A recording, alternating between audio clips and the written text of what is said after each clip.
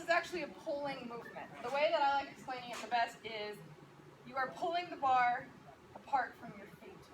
Because a lot of times what people try to do is squat it up when actually you're pulling the bar away from your feet, essentially is what you're doing. But you're wanting to keep the weight in mid-foot. So when you approach the bar, same concept. Anytime you're doing back work, that's what's going through my head. Shoulders up, back, down, locked in. Like if you watch the professionals before they come up to the bar, you're going to see them do this. Start engaging those back muscles. And then they work their way down. Core here, butt squeeze as it's coming back. Like they practice the movement even when they approach the bar, not get onto it. So I do that. I'm like up, back, down, butts turn on, abs engaged. I grab the bar. Now I'm going to encourage mixed grip just because when your hands are like this, then the bar has less room to slide. When you're going this way, it's really easy for the bar to slide out of the back. And what we tend to do is try to wrap, and then that pulls everything forward. So mixed grip, whether you're right-handed or left.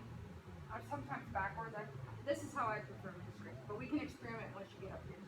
So I've got everything turned on, glutes are turned on, weights in the heel, abs are on, shoulders are back and down. I'm going to pull the bar to my shins.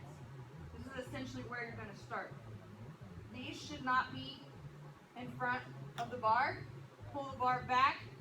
People make fun of me when I wear long socks when I deadlift, but I will scrape my shins up because I'm pulling that bar back towards my shins the whole entire time to keep the weight in my heels, the weight in the back. So again, grab the bar, pull the bar to my shins here. Now, you're going to notice I'm going to look up towards the horizon there. I make sure that this is turned on really tight, core is engaged, and I'm separating the bar from my feet. Now, when I get to, so I'm standing up with the bar here, pulling it back, driving my heels into the floor. Now as I get to above my knees, then I'm thinking about bringing my hips to meet the bar at the top. And push the butt back, let the bar slide back down your knees. So you're basically tracing your legs all the way up, push the butt back as far as you can to drop it. There's not a lot of squatting. If you're coming to the bottom, and you got to do this to get here, then you're not pushing your butt back far enough.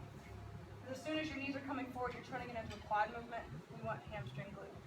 A lot of times people have a really hard time palpating that and making them work. So I might be touching the back of your leg trying to see if your hamstrings are engaged or turned on, which is what we're wanting. I want you to feel that. But the best cue that I always have for people is pull the bar away from your feet and not squat. So as your butt's coming down with the bar, I'm actually pressing these out as well. Because what tends to happen is that people go here. So just like with the squats, I know a few of you were struggling with that. Drive out, push the butt back. You're going to feel it all through the back here, which is what we want. So, I'm going to let you each come up and do the bar.